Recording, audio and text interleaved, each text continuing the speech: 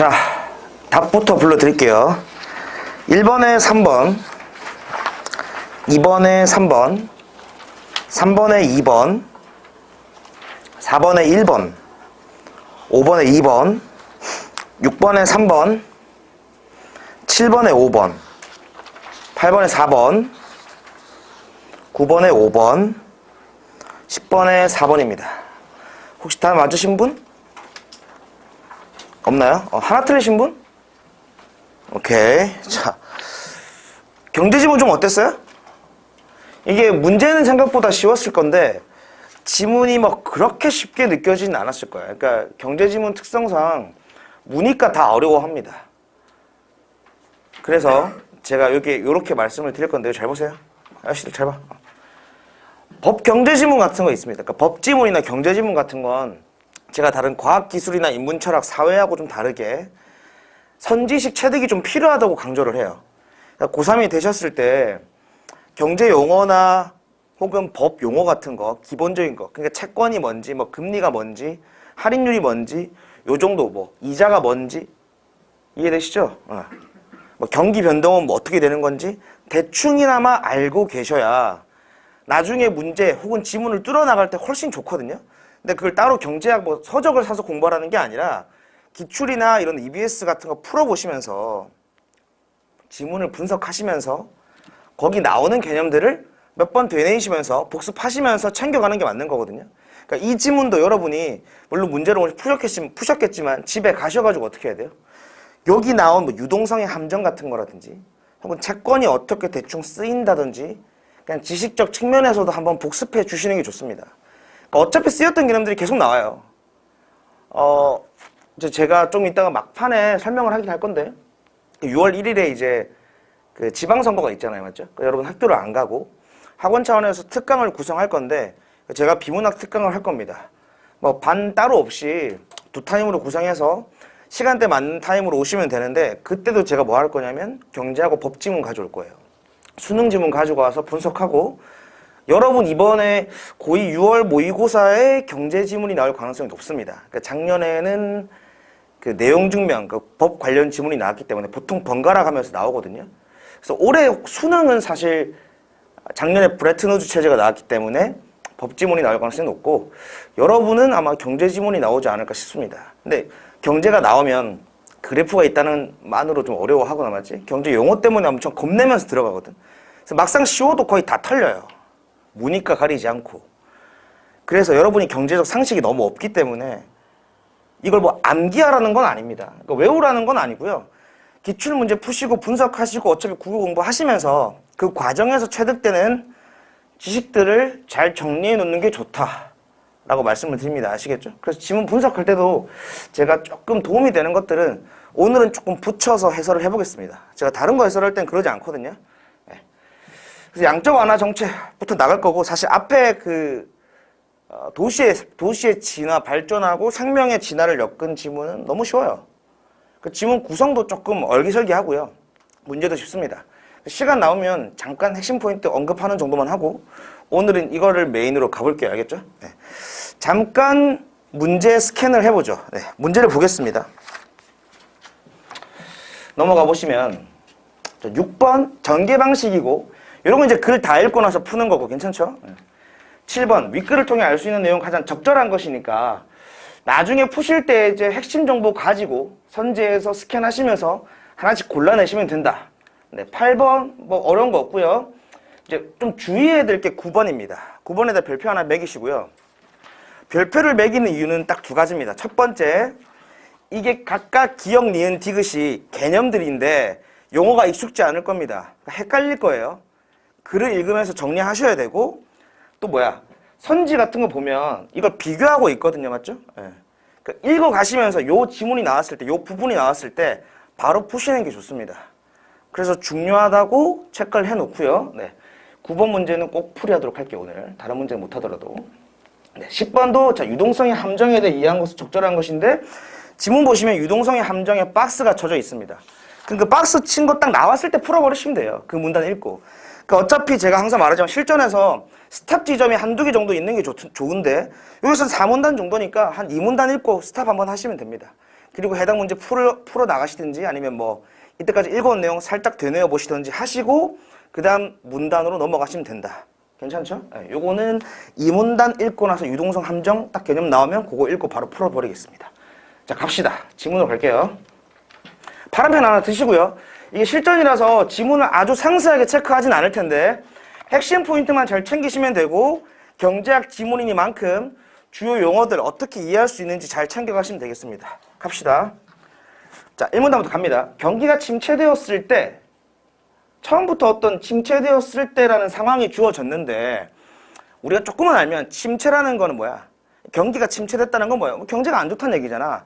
이거 문제 상황 정도 아닐까라고 떠올려 보시면서 가면 훨씬 좋죠.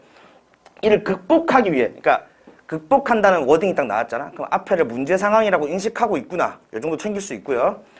사용하는 전통적인 통화 정책은 블라블라다라고 되어 있는데 이 전통적인 이 단어의 포지션은 사실 어떤 일반적인 통념의 포지션에 가깝습니다. 그러니까 통념이라는 뜻이 아니라 예를 들어 이런 거죠. 일반적으로 이런데 우리가 일반적으로 대체적으로 이렇게 알고 있는데 사실 그게 아니라 이렇다. 혹은 새로운 개념에 대해서 알 거다. 한 포커스는 뒤에 가는 거잖아. 맞지? 그러니까 앞에도 마찬가지로 전통적인 통화 정책은 이랬는데 그거에 대해서 얘기하려는 게 아니라 다른 거에 대해서 얘기하겠죠. 그래서 이해를 하실 때 일반적인 통념처럼 전통적인 게 앞에 딱 나오고 그거와는 다른 개념에 대해서 얘기하겠구나. 이렇게 가져가시면 편하다라는 거고요. 자, 특정한 단기금리를 정책금리로 정하고 이를 통해 시중의 통화량을 확대하여 소비 및 투자를 촉진시킬 수 있는 유동성을 공급하는 금리 중시 통화 정책이었다. 까지가 한 문장인데 여기서 가장 중요한 건 뭘까 사실? 잘 봐. 문제 상황이 나왔고 이를 극복한다고 했어요. 이 극복하는 방법으로 이 전통적인 통화 정책을 쓴다고 했는데 어떤 뭐 금리를 조절하는 거네, 맞지? 근데 그래서 결국 어떻게 만들고 싶어 하는 거야? 소비 및 투자를 촉진시키고자 하는 거죠. 그러니까 여기까지 한 템포로 잘 흘러가시면 나이스인데 여기 제가 살짝 정리를 해놨어요. 어려울까봐. 이게 뭐 구조도 이런 게 아니고요. 사고가 딱 1문단에서 여러분 챙겨가셔야 될 게 경기 침체 문제 상황 나왔네. 그런데 전통적인 통화 방법, 그러니까 통화 정책이 있었네. 전통적으로 해결하는 방법이 있었네. 근데 그 목적이 뭐야? 그게 지향하는 게 뭐야? 어디로 가고 싶어 하는 거야? 소비하고 투자를 촉진시키는 방향으로 가는 거다. 그게 뭔데 그러면? 문제 해결해 나가는 방향이겠죠. 이해돼요? 보시면 문제 상황은 경기 침체고 해결하려는 거 뭐? 투자하고 소비로 나가는 거다. 그럼 이제 경기 침체가 해결될 거니까 맞죠? 근데 그 중간에 수단, 도구로 이용하는 게 뭐예요? 금리 조절이라는 거죠. 아까지 어려운 거 없으시죠? 오케이. 갑니다. 요걸 잘 주의하셔야 돼요. 뭐냐면 문제 상황이 나왔으면 문제를 어떻게 해결할지도 중요하고 그 해결하는 방법, 나아가는 그 어떻게 해결이 된 상태는 어떤 상태인지도 중요합니다. 이해되시죠? 그 도구도 중요한 거고. 유동성을 공급하는 이런 건 좀 우리가 알면 좋죠. 유동성을 공급한다는 게 뭐예요? 많이 푼다는 얘기고요. 맞죠? 이 정도는 괜찮으시죠? 통화량 확대도 나오잖아요. 위에. 이거 칠 필요 없다. 동그라미. 통화량 확대라는 것도 뭐예요? 돈을 많이 푸는가 보다 정도 알고 계시면 나있습니다. 모르시면 지금 알면 돼요. 통화라는 건 시중에 풀린 돈이라고 생각하시면 되고 통화량, 돈이 풀린 양을 확대한다. 괜찮죠? 정책금리를 낮춰 시장금리도 낮아지면 어떤 조건이 나오기 시작합니다. 잘 봐. 1문단 제가 좀 상세하게 갑니다. 정책금리를 낮춰 시장금리도 낮아지면, 그러니까 정책금리를 낮추면 얘도 낮아지는 거고, 기업은 낮은 이자로 은행에서 대출할 수 있기 때문에 투자와 생산을 늘리게 된다. 맞죠? 가계 역시 금리가 낮아지면 대출을 통해 소비를 늘릴 여력이 발생한다. 여기서도 공통적으로 뭐가 나오냐면 투자와 생산을 늘리는 거, 소비를 늘리는 여력 나옵니다. 그러니까 이거를 결국 촉진시킨다는 거 있잖아, 맞지? 여기 똑같이 나오는 겁니다. 이 새끼 늘리는 거고, 이 새끼 늘리는 거고. 그러니까 지향하는 점이 딱 여기에요. 투자와 소비가 늘면 또 나옵니다. 투자와 소비가 늘면 앞에 나온 거 또 정리해줬어요. 그러니까 포인트는 뭐야? 경기 침체에서 결국 투자와 소비를 늘리게 만드는 방향으로 가는 거구나. 요거를 1문단에서 인식하시면 잘 읽으신 겁니다. 그러면 이제 고용과 생산이 증가하고 다시 소비와 투자가 촉진되면서 결국 투자, 소비 투자가 계속 촉진되면 어떻게 된다? 경제 전체가 선순환을 그리게 된다. 다시 말하면 경기 침체 해결된다 이겁니다. 어려운 거 없으시죠? 조금 제가 천천히 해설을 하긴 했는데 1문단에서 잡아야 되는 건 이런 겁니다. 경기 침체가 됐을 때 이걸 경기를 침체된 것을 해결을 해야 되는데 그 해결하는 게 결국 뭐다? 투자와 소비를 촉진시키는 거고 그 방안으로 전통적인 방안을 썼는데 그게 금리 조절이다. 딱 이것만 챙기시면 돼요. 금리, 투자 촉진, 소비 촉진 맞죠? 오케이. 그 정도. 자, 이 문단으로 넘어가 보겠습니다. 그러나 처음부터 바로 초장부터 그러나라고 딱 치는 순간 뭐야? 뭔가 안 된다는 느낌을 받아야 되고 자, 가봅시다. 글로벌 금융위기를 극복하기 위해 여러 국가에서 정책금리를 낮추었지만 야, 정책금리를 낮춘 게 뭐야? 읽자마자 머릿속으로 뭐 떠올려야 돼? 아, 전통적인 방식을 썼지만 이해되시죠? 오케이? 정책금리를 낮추는 거 전통적인 방법을 썼지만 투자나 소비가 늘지 않는 상황이 발생하였다. 원래 의도했던 게 안 되네요. 여기까지 쉽고요. 이를 유동성의 함정이라 한다. 자, 문제화되는 박스 쳐져 있는 거고 잘 읽어야겠지. 문제 잠깐 보시면 그냥 유동성의 함정에 대해 이해한 것으로 가장 적절한 거니까 이런 거 어떻게 하자 그랬어요.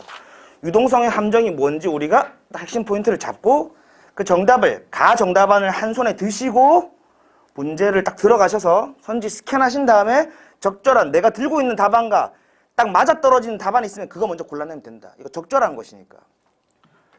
적절한 것과 적절하지 않은 거 완전 다른 개념이라 했지. 적절하지 않은 거 뭐야?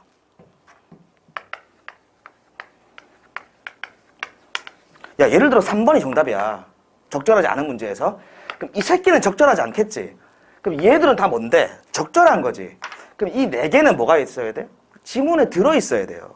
다시 말하면 옳은 정보여야 된다고. 근데 이거하고 반대로 똑같이 있는데 이건 적절한 거를 고르는 거야. 똑같이 정답이 3번인데 이 새끼만 적절한 거, 이 새끼들 뭐야? 적절하지 않은 거지. 선생님 차이가 뭔데요? 적절하고 적절하지 않은 거 그 차이밖에 없는 거 아니에요? 완전 다릅니다. 이 새끼들은 출제자가 사실 마음을 먹으면 그냥 마음대로 꼬아내도 돼요. 지문에 있을 필요가 없잖아. 오답을 지어내면 되는 거라고. 그럼 봐.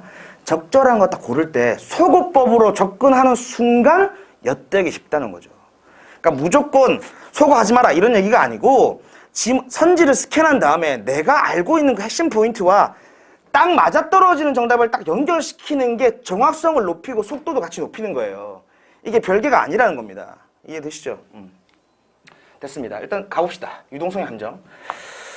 됐어. 그러니까 결국 여기서 말한 건 뭐냐면 금리를 썼는데 투자나 소비가 늘지 않는다 이거죠. 이러한 상황이 발생한 이유를 국채투자의 사례를 통해 이해해보자. 국채투자 여기다 동그라미 하나 치시고요. 경제나 법지문은 잘 봐. 예시가 상당히 중요해요. 왜냐하면 첫 번째 1문단, 2문단에서 개념 세팅을 하는데 그 개념들이 비슷비슷하거나 아주 헷갈리거나 이럴 경우가 많거든요. 그 개념을 이해를 시켜야 될 거 아니야, 기본적으로. 아주 쉬운 예시를 통해서 이해시키려고 노력하겠지. 그러니까 용어 너무 어려워요. 못 풀 것 같아요. 이렇게 하면 안 돼. 벌벌 떨지 말고 예시를 통해 이해하시면 됩니다. 근데 예시는 너무 어려워요. 그럼 어떻게 해야 돼? 그 다음 문단에서 다시 정리해 주는 게 있는지 보시면 됩니다. 그 다음 문단도 이해가 안 돼요. 그럼 잘못하고 있는 겁니다. 그 다음 문단도 잘못하고 있으면, 그 다음 문단도 이해가 안 되면 잘못하고 있는 거예요. 아시겠죠? 네. 어쨌든, 네. 갑니다. 일반적으로 채권 가격은 그 채권의 이자율과 역의 관계를 가지면, 그러니까 이 새끼 올라가면 뭐 이 새끼 이 새끼 올라가면 이 새끼 낮아진다. 뭐 이런 거겠죠. 반대 방향으로 변동한다. 간단히 설명하자면 채권에 대한 선호도가 높아져. 채권을 사고자 하는 사람이 많아지면 가격은 올라가지만 채권을 판매하는 입장에서 사고자 하는 사람이 많기 때문에 굳이 높은 이자를 줄 필요가 없는 것이다. 여기까지는 괜찮으실 거예요. 뭐 수요 공급 법칙이야. 당연히 아실 거고. 따라서 이자율이 낮아졌다는 것은 채권 가격이 높아졌다는가. 여기서 말했던 거 똑같이 설명해 주는 거고 정리해 주는 거고요. 그러니까 요거 이해 못해도 한 번 더 정리해 주니까 충분히 넘어갈 수 있다. 이겁니다. 이미 비싸진 채권에서 얻을 수 있는 수익률이 낮기 때문에 민간에서는 채권 매입과 같은 투자를 기피하고 위기에 대한 부담감으로 소비도 위축. 읽다가 잘 봐. 따라서 읽다가 이미 비싸진 채권에서 얻을 수 있는 수익률이 낮기 때문에 민간에서는 채권 매입과 같은 투자를 기피하고 여기에서 스탑하고 투자 기피? 위기에 대한 부담감으로 소비도 위축된다. 여기다 딱 밑줄을 치는 겁니다. 봐봐. 이거 왜 실전에서 할 수 있는 것만 하는 거야. 여기 왜 집중해서 잠깐 스탑하면서 읽어야 돼? 1문단부터 세팅했던 거잖아. 맞아. 경기 침체를 해결하려면 투자와 소비를 촉진시켜야 된다 했지. 근데 위축되고 기피된다는 게 나오니까 문제 상황을 다시 한번 예시를 통해서 드러내주는 거잖아요. 그러니까 중요한 포인트니까 체크하면 좋고요. 나옵니다. 시중에 돈이 충분하게 공급되어도 돈을 그냥 쌓아두는 현상이 나타나는 것이다. 여기다 현관 붙여보죠. 시중에 돈이 충분하게 공급되어도 그냥 쌓아두는 현상. 여기 현관편을 친 이유는 읽다가 결국 이게 가장 쉬운 워딩인 것 같네. 가장 쉬운 문장인 것 같네. 뭘 이야기해? 유동성의 함정을 이해하기에. 이해돼요? 그러면 이제는 연결시켜보면 되는 거죠. 아니 해결책을 썼는데 돈을 풀었는데 소비나 투자가 늘지 않아. 똑같죠? 돈을 충분하게 풀었는데도 그냥 쌓아두고 소비나 투자를 하지 않아. 이게 뭐야? 유동성의 함정이잖아. 괜찮지? 오케이. 이처럼 전통적인 통화정책이 효과를 발휘할 수 없는 상황에서 위기 극복을 위해 비전통적인 통화정책을 시행하게 되었는데 이를 양적 완화한다. 요거는 이제 뒤에 이어질 내용을 말해주고 있는 거고 미리 맞지? 요거는 이런 상황에서 구원투수로 나타난 새로운 방식, 전통적인 게 아니고 비전통적인 거. 그러니까 새로운 해결책. 뉴 솔루션이 얘다. 그리고 얘에 대해서 얘기할 거다를 깔아놓은 거고요. 요 위에까지가 뭡니까? 유동성의 함정에 대해 설명한 거죠. 자, 이 문단까지 읽었고 문제로 갑니다.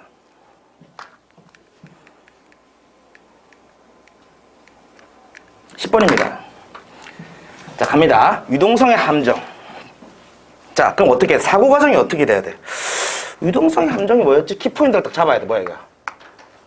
돈을 엄청 풀었는데 투자가 소비를 해 안 해? 안 한다는 거지. 쌓아두고 하지 않는다는 거지. 자, 선지 스캔 들어갑니다. 5에서 7초 정도 딱 훑어보세요. 비슷한 내용 있는 거 딱 골라봐. 스캔만 싹 해봐. 쓱 읽어보면서. 눈에 뭐가 띄어요? 요게 띄네. 통화량을 늘렸음에도 읽어 내려오다가 스탑. 통화량을 늘렸음에도 스탑하시고 뭐야 뒤에도 소비와 투자를 기피한다. 정답 몇 번? 4번. 이렇게 푸는 겁니다. 실전에서. 이해되시죠? 오케이. 바로 풀었고요. 자, 앞으로 갑니다. 다시 가겠습니다. 본문으로 갑니다.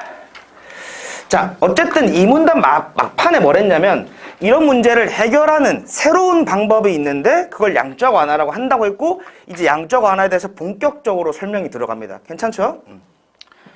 여기 제가 말해놨잖아요. 이겁니다, 다시. 그러니까 문제 상황, 경기 침체 해결하려고 했는데 이 방법, 이건 방법이잖아, 맞지? 이 투자와 소비로 이어지려는 이 방법 자체가 적용이 안 되는 거죠. 그러니까 방법에서 문제 상황이 발생한 거고 양적 완화로 이어지는 겁니다. 제가 왜 굳이 여기다가 딱 적었냐면 이 경기 침체라는 문제 상황은 어떻게? 여기도 똑같이 지속이 되고 있는 거예요. 이해되시죠? 오케이. 이 방법에 문제가 있어서 바꾼 거다. 이게 지금 문제가 쉬워서 그렇지 상황의 문제냐 도구의 문제냐 가지고 문제를 만들 수 있거든요. 까다롭게 될 때. 그거 주의하셔야 됩니다. 됐죠? 자, 양적 완화는 갑니다. 3문단입니다. 양적 완화 동그라미 치시고요. 이제 주 개념입니다. 양적 완화는 금리 조정만으로 경기를 부양할 수 없을 때 이게 뭐야? 전통적인 방식으로 할 수 없을 때 한번 되뇌이면 되죠. 그럼 머릿속에 뭐가 남습니까? 전통적인 방식 이퀄 뭐? 금리 조절이다. 이제 거의 기억에 남습니다. 괜찮죠? 신용 완화나 국가의 채권 매입 등을 통해 요런 방식을 쓴다는 거네요. 국가의 채권 매입 등이니까 뭐 다른 거 있을 수도 있겠죠. 시중의 통화량을 더욱 확대하는 어쨌든 돈을 더 푸는 정책이다. 그럼 머릿속에 뭐가 떠올려야 돼? 여기까지 읽다가 어쨌든 이 새끼도 뭐야? 돈을 푸는 건 맞네. 그게 뭐야? 앞에 금리 조절과 공통점이죠. 그러니까 이런 걸 기계적으로 계속 인식하면서 읽어 나가셔야 됩니다. 적극적인 통화 공급을 하기 때문에 헬리콥터에서 돈을 뿌리는 행위로 비유하기도 한다. 실제로 경제학에서 헬리콥터 머니라고 부르고요. 제가 이제 전 직장이 이제 경제지 기자였지 않습니까? 제 전문 분야거든요. 그래서 사실 이 배경 지식을 훨씬 더 많이 설명하고 싶은 욕구가 있지만 아주 참고 있습니다. 예. 어쨌든 헬리콥터 머니라고 실제 부르고요. 헬리콥터에서 돈을 뿌리는 행위로 비유하기도 한다. 이러한 양적 완화 정책은 다음과 같이 구분된다라고 했으니까 이걸 보자마자 뭐야? 아, 뭐가 나눠지겠군. 개념이 나눠지겠군. 혹은 정책이 나눠지겠군 하시면 되고 제가 노란색으로 표시를 딱 해놨습니다. 신용 완화 정책 이게 1번이고 자 버냉키식 양적 완화 정책 이게 2번이고 눈을 밑으로 딱 내리시면 3번이 딱 있습니다. 명시적 통화제 정책. 여기 동그라미 치시고 3번 매기시면 됩니다. 그러니까 실전에서 어떻게 읽냐면요. 구분된다? 우선 나오자마자 이 새끼 말고 다른 새끼가 있나? 챙겨야 돼. 동그라미 쳤지? 표시를 딱 했지? 살짝 몇 초 동안 눈을 딱 내려보면 이게 딱 나와요. 그럼 얘가 또 있구나. 그 다음 살짝 눈을 내려보면 이게 딱 나오거든? 여기 동그라미 치는 겁니다. 그럼 동그라미 쳤지? 그럼 그 사이 구간은 뭐야? 그 위에 개념에 대한 내용이겠지. 그게 딱 구획화 시켜놓고 읽는 거예요. 이해되시죠? 됐습니다. 지금 제가 중요한 건 이런 거예요. 제가 비문학 할 때 막 필기를 엄청 열심히 해라 이런 얘기 안 하거든요. 제 수업에 집중만 해주시면 됩니다. 오케이? 잘 따라오시면 돼요. 신용 완화 정책 잘 봐. 이는 은행의 대출 등 신용 공급을 확대하고 부실한 은행이나 기업이 발행한 채권을 중앙은행이 매입을 하여 결정하는 해결하는 방법이다. 굳이 하나 체크하자면 이런 거예요. 신용 완화 정책이라고 했으니까 제가 어려운 개념이 나오면 최대한 단순화시켜서 이해하려고 노력을 하자. 근데 조금 플러스 알파로 그러니까 이거 100%는 아닌데 경제 지문에서요. 이런 신용이라는 얘기가 딱 나오잖아. 이거 무조건 거의 한 90% 이상 뭐랑 관련이 있을까? 이 새끼 대출하고 관련이 있습니다. 돈을 줬을 때 얼마나 받을 수 있느냐. 이게 신용도를 결정하는 거거든. 이해돼요? 그러니까 신용이 나오면 돈을 빌려준 대출을 머릿속으로 딱 떠올리시면 좋아요. 그 개념에 적용이 딱 됩니다. 신용 완화 정책이란 건 뭐야? 그러니까 대출 졸라 더 많이 해준다는 거지. 더 쉽게 해준다는 거지. 그렇게 이해할 수도 있고 그걸 보면은 딱 나오죠. 은행의 대출 등 신용 공급을 확대하고 대출 등 신용 공급이지. 그러니까 대출이 곧 뭐야? 신용 공급인 거야. 이해되시죠? 그러니까 신용이 곧 대출입니다. 그렇게 생각하시면 돼요. 그러니까 이런 게 이제 이런 선지식에 해당된다고 보시면 돼요. 훨씬 더 지문을 효율적으로 뚫어갈 수 있게 세팅하는 거거든요. 부실한 은행이나 기업이 발행한 채권을 중앙은행이 매입을 하여 해결하는 방법이다. 네, 주체가 좀 중요합니다. 자, 집중해봐. 경제에서는요, 경제 행위를 하는 주체가 매우 중요합니다. 그러니까 채권, 이런 개념 나와도 채무자가 있고 채권자가 있거든? 이해돼요? 그러니까 누가 돈을 빌리고 누가 돈을 꿔주냐, 이런 주체와 대상의 관계가 엄청 중요해요. 여기서도 보시면 누가 매입을 합니까? 중앙은행이 매입을 합니다. 그리고 누구 거를? 부실한 은행이나 기업 거를. 이해되시죠? 이런 게 주요 포인트라 보시면 되고 문제화가 되는 포인트입니다. 조금 어려울 수 있는데 제가 이거 덧붙여서 살짝 설명해 주면 중앙은행이 채권을 매입하면 왜 시장에 돈이 돌까? 그러니까 채권의 의미를 몰라도 자, 채권이란 게 이런 게 있다 칩시다. 채권이 있어. 중앙은행에 딱 왔어. 아무도 이 부실한, 내가 예를 들어 부실한 기업이야. 내 빚이 엄청 많아. 근데 채권을 딱 발행한 거야. 근데 너무 부실한 기업이니까 아무도 안 사주려고 그래. 맞지? 그럼 이 기업에 돈이 투자될까 안 될까? 안 되겠지. 그럼 이 기업은 어떻게 도산될 거야. 망한다고. 근데 이걸 누가 사주는 거예요? 중앙은행이 사주는 겁니다. 이 채권을 매입하면 사실 매입하면 돈으로 사는 거잖아. 그러니까 돈이 어디 들어가는 거예요? 그 기업에 들어가는 거지. 그럼 기업은 어떻게 돼? 돈이 생기겠지. 맞아요? 그러니까 시장에 돈이 공급이 된 거야. 마찬가지로 이거죠. 신용 공급을 확대했다. 대출을 돈을 더 많이 꿔줘. 돈이 어떻게 돼? 시장에 더 많이 도는 겁니다. 이거 한 번만 이해하시면 다음부터 크게 어려운 게 없어요. 제가 최대한 거의 초등학교 수준으로 지금 이해시키려고 하는 거거든요. 샀으니까 돈을 줘야 될 거 아니야. 돈이 도는 겁니다. 갑니다. 그리고 버냉키식 양적 완화 정책. 버냉키 아나요? 몰라도 되는데. 벤 버냉키라고 미국에 있는 연방준비제도 이사회 의장이었어요. 2014년까지 의장이었고 이 사람 별명이 헬리콥터 벤입니다. 돈을 뿌렸어요. 2007년에 서프라임 모기지 위기 사태가 터지고 나서 리먼 브라더스 같은 세계 4대 은행, 투자은행이 도산하거든요. 그 부동산 버블 때문에 망한 거고요. 그게 2차 세계대전 이후의 최악의 금융위기입니다. 우리나라도 좆될 뻔했는데 우리나라 수출을 할 때 다행히 수출 뭐 조선이나 이런 걸 통해서 잘 살아났어요. 우리나라는 그래서 잘 극복을 했어요. 근데 그런 나라 말고 금융권이 중심이 되는 국가는 완전 망했습니다. 뭐 어쨌든 그때 이 사람이 완전히 망한 경제에서 뭐 양적 완화를 때려가지고 경제를 살립니다. 이거 엄청 중요한 경제 상식이라고 볼 수 있고요. 버냉키시 양적 완화 정책 보시면 초저금리 상태에서 중앙은행이 국채 등의 안전자산을 매입함으로써 경기를 부양하고자 하는 거고요. 이 새끼가 지금 제일 많이 쓴 게 제로금리, 마이너스 금리, 그 다음 뭐요? 양적 완화. 국채 매입해서 채권 매입해서 돈을 푸는 거다. 뭐 그 정도만 기억하시면 됩니다. 어려운 내용은 없고요.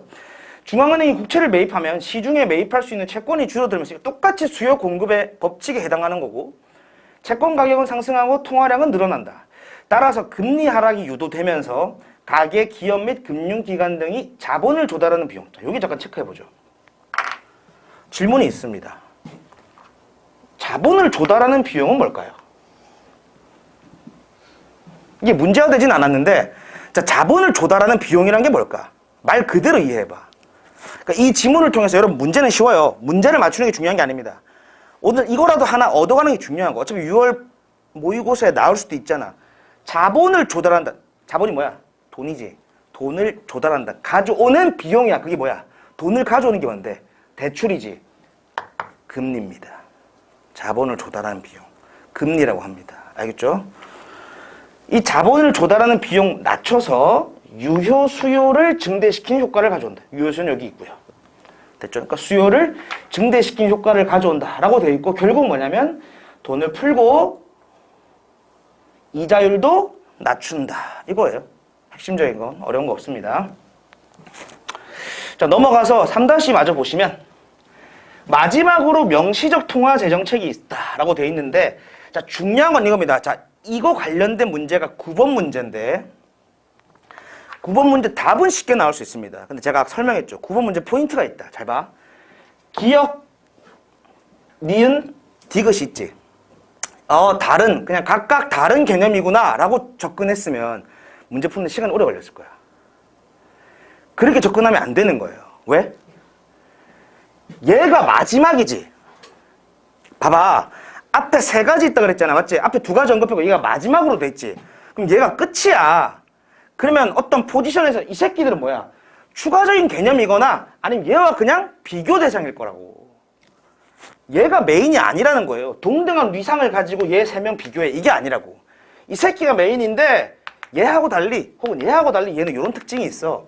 얘하고 달리 얘는 이런 특징이 있어. 이렇게 하는 딱 비교 대상이거든요. 그걸 구별해냈으면 문제가 훨씬 쉽게 풀립니다. 지문도 쉽게 읽히고. 근데 그게 아니라 따로 별개의 개념처럼 이해하셨다면 하나하나 다 정리하고 있었을 거고 그러면 어려워지는 거예요. 그러니까 비교를 하는 대상이라도 어디에 포커스가 딱 맞추는지 알아야 돼요. 갑시다. 어려운 거 없어요. 극심한 유효 수요 부족 시 정부가 재정 적자를 감수하고 국채를 발행하는 방식이 아닌 중앙은행이 가진 화폐 발행 권한을 통해 상환 부담 없는 이게 무슨 말이에요? 그러니까 이런 거 항상 쉽게 머릿속으로 상환 부담 없는 읽자마자 뭐 안 갚아도 되는 갚지 않아도 되는 이렇게 통화를 시장에 공급하는 것이다. 이러한 방식은 채권 발행을 통해 조달한 재정 지출과 같이 이 새끼하고 비슷하게 뭐 재정 적자는 발생하지만 뭐야? 얘도 재정 적자는 발생하고 맞지? 이 새끼도 재정 적자가 발생을 하는구나. 이게 공통점이고 원리금 상환 부담이 없어. 그러니까 얘는 원리금 상환 부담이 있어 없어? 없고 이 새끼는 있을까 없을까? 있는 거죠. 딱 그렇게 비교해서 딱 가져가시는 거예요. 계속. 이런 건 매몰하셔도 되고 그래서 공공부채가 발생하지 않는다 나오고요. 이 공공부채라는 것도 뭐야? 이 상환 부담하고 갚아야 되는 것하고 연결이 돼 있는 거죠. 이해되시죠? 이것도 마찬가지입니다. 또한 일반적인 양적 완화 방식과 달리입니다. 이번엔 달리예요. 뭐가? 이 새끼가 다른 거야. 잘 체크해야 돼. 정부의 재정 적자는 발생하지만 똑같지? 재정 적자 발생한다, 맞지? 그럼 얘는 재정 적자가 발생하지 않네. 괜찮지?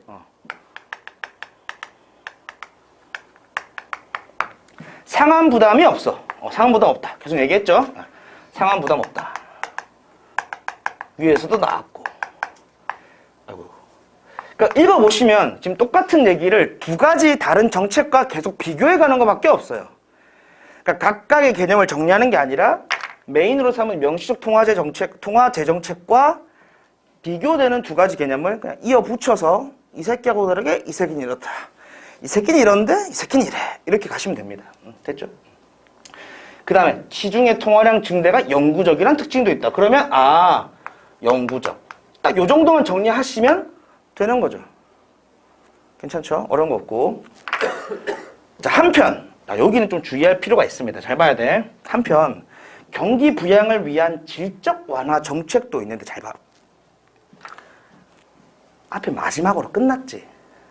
잘 봐. 마지막으로 끝났지. 구분한 거. 이 새끼는 양적이 아니야. 아니죠.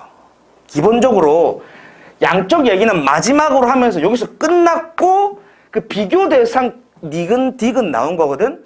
한편 나오는 이 질적 완화 정책은 뭐야? 일단 양적 완화는 아닌가 보다 생각하셔야 되고 단어 뜻을 보자마자 질적 양하고 질이구나 이렇게 딱 대비시키면 됩니다. 원래 수능 지문이건 하면 조금 더 구체적으로 설명이 들어갈 텐데 이게 수능 특강 지문이기 때문에 조금 어설픕니다. 질적 완화 정책도 있는데 유동성을 공급하는 것과 달리 나오지. 맞네요. 자, 유동성을 공급하는 것과 달리니까 뭐야? 유동성 공급하는 게 뭔데? 양적 완화죠. 이해돼? 요거와 달리 그러니까 얘는 뭐야? 질적인 구성 변화를 통해 금융 안정을 가져오고자 하는 방식이다. 자, 5분만 더 하겠습니다. 즉 중앙은행의 자산이나 부채 규모에는 변동이 없지만 위험도가 낮은 국채와 같은 안전자산 대신 위험도가 높은 주식과 같은 위험자산의 비중을 확대하는 것이다. 그러니까 얘는 봐봐. 그 질문 잘 봐. 거기서 끝나고요. 질적 완화는 돈을 푸는 거 아니야. 돈을 푸는 거 아니야. 안 푸는 거지. 왜? 유동성을 공급하는 것과 달리라고 했잖아. 그러니까 얘는 뭐만 하는 거야? 위험자산의 비중만 확대하는 거죠. 선생님 이게 왜 좋은 거죠? 하나 예를 들면 아까 마찬가지입니다. 망해가는 게 아니고 아주 위험한 투자가 있어요. 맞지? 근데 경기가 안 좋다 그랬잖아. 맞지? 그럼 경기가 침체돼 있단 말은 뭐냐면 앞으로 경기가 계속 침체될 거라 예상할 수도 있고 투자 수익이 높지 않을 거다 혹은 위험이 많이 있을 거다라고 생각을 하는 거예요. 그럼 투자자가 거기에 투자를 안 하겠지. 안전한 데만 두겠지. 뭐 금투자 이런 거 하겠지. 막 금리와 환율이 막 변동 막 이렇게 치면 불안하잖아. 맞지? 그럼 아무도 위험 자산에 투자를 안 하겠지. 그게 점점 가격이 하락하면서 더 큰 리스크를 만들겠지. 아무도 안 하니까.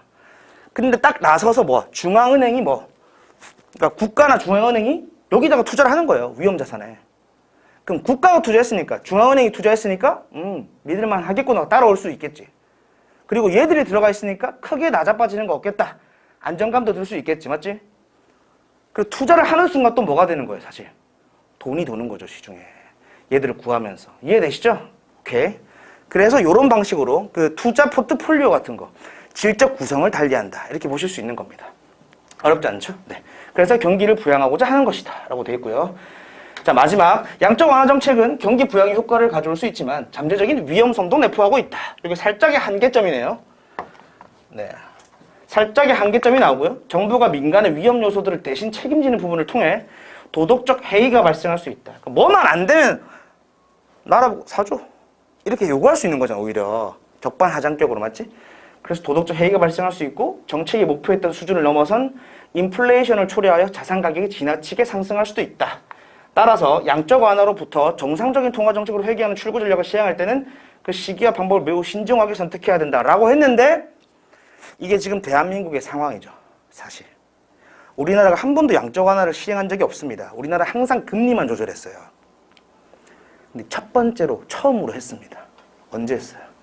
2020년 4월에 양적 완화를 결정합니다.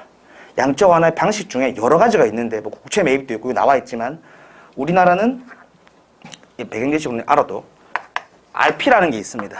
기업들이 가지고 있는 건데 이 채권이라 보시면 돼요. 환매 조건부 채권이란 겁니다. 어쨌든 이거를 어디 맡기냐면 중앙은행, 한국은행에 딱 맡깁니다. 빌려줍니다. 그럼 한국은행이 요걸 담보로 증권사나 은행들 혹은 기업들에게 돈을 빌려줘요. 근데 이거를 4월 달에 어떻게 결정했냐면 한국은행 총재가 무제한 매입한다 라고 결정을 했어요. 무너질 수 있으니까 아무거나 다 사드리겠다 이거예요. 돈을 빌려주겠다. 그거를 7월까지인가 8월까지인가 딱 3, 4개월 했습니다. 그 여파가 지금까지 오는 거예요. 물가 폭등하고 맞죠? 시중에 돈이 풀려가지고 코로나 위기를 벗어나고 있긴 하지만 그 여파가 지금 오고 자산 버블이 일어나는 거고 부동산 거품이 끼는 거고 실제로 우리가 지나가는 그 도로 물가, 밥 물가 같은 것도 엄청 뛰었잖아. 예전에 10,000원 하던 게 지금 13,000원 한다고. 그러니까 뭐냐, 인플레이션이 똑같이 진행되면서 화폐 가치가 어떻게 된 거예요? 하락한 거예요. 그러니까 이런 문제점이 발생한다. 이게 지금 대한민국의 현재 상황이기 때문에 충분히 요 관련된 문제는 나올 수 있어요. 시의성이 있다고 하죠. 요거는 중요하고 뭐 뉴스 보셨으면 아시겠지만 엊그제 무슨 루나 코인 같은 거 폭락한 거 보셨죠? 예. 10몇만 원 하던 게 0.5원 되다가 상폐됐습니다. 휴지가 됐어요. 그러니까 그게 꼭 양적 완화로 인해서 발생된 거라고 할 수는 없지만 시발점은 결국은 코로나로부터 시작된 그 양적 완화, 돈이 풀리면서 그런 가상화폐, 가상자산에게도 돈이 엄청나게 들어갔고 거품이 끼어 있었고 별로 안정적이지 않은 투자 자산인데도 불구하고 스테이블 코인이라 부르면서 거품이 끼었고 그 결과가 지금 나오고 있는 겁니다. 이렇게 보시면 조금 더 경제 지문을 좀 더 이해할 수 있을 것 같고요. 네. 그래서 문제는 쉬웠고요. 이 지문에서 챙길 내용이 좀 많아서 제가 조금 딥하게 해설을 했으니까 감안해 주시고 자 다른 건 괜찮고요. 그 문제를 풀어보시면 되는데 요거 특강 안내 1분만 하고 마치겠습니다. 네. 특강은 아까 말했지만 6월 1일에 있고요. 1시부터 3시, 3시 반부터 5시 반 이렇게 2시간 정도 할 거고 제가 비문학 할 거고 문학은 이제 혜진쌤이 하실 겁니다. 저는 일단 이렇게 교재를 만들어 놨어요. 네. 미리 만들어 놨고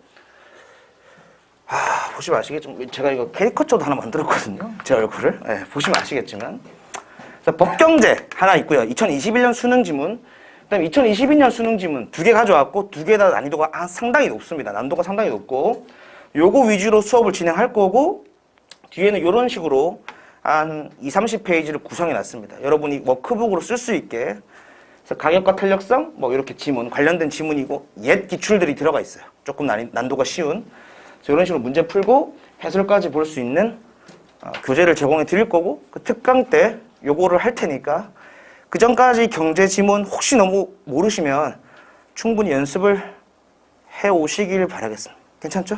네, 오늘 고생 많으셨고 여기까지 하고 마치겠습니다.